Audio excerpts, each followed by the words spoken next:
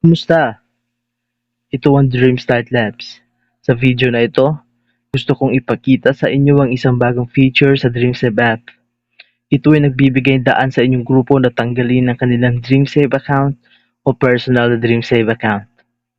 Kung nais ng isang grupo na tanggalin ang kanilang DreamSave account, magagawa nila ito sa sandaling nakalagin sila sa kanilang account.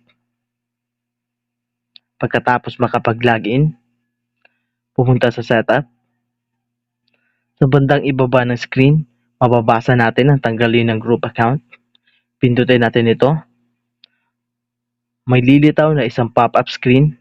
Sigurado ka bang nais alisin ang grupo na ito?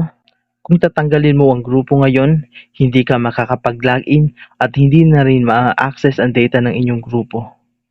Kung matagumpay nang natanggal ang account ng grupo, ngunit gusto ng isang miyembro na tingnan ang kanyang impormasyon, magagawa pa rin niya ito sa pamamagitan ng pag-login sa kanyang personal na DreamSave account.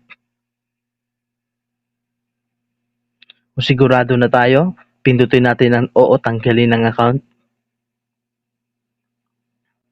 Ngayon, para makapagpatuloy sa pagtanggal ng account ng grupo, kakailanganin ng 3 opisyal mula sa grupo at ilagay ang kanilang mga passcode sa app.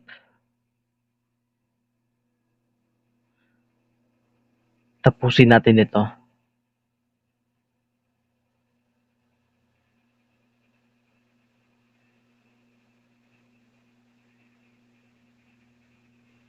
At pagkatapos malagay ang passcode ng mga opisyal, pwede na nating pindutin ang kumpirmahin ng pagtanggal ng account.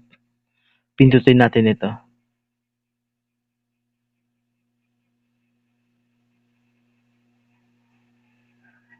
At tapos na, matagumpay nating natanggal ang DreamSave account ng grupo.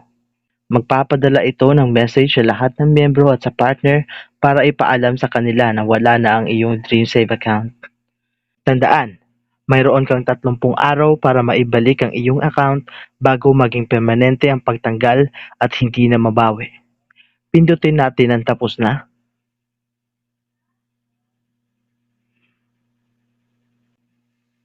Kung gusto niyong mag-login muli, hindi niyo na ito magagawa. Para matuto kung paano ma-restore ang natanggal na account, samahan niyo ako sa susunod na video. Maraming salamat.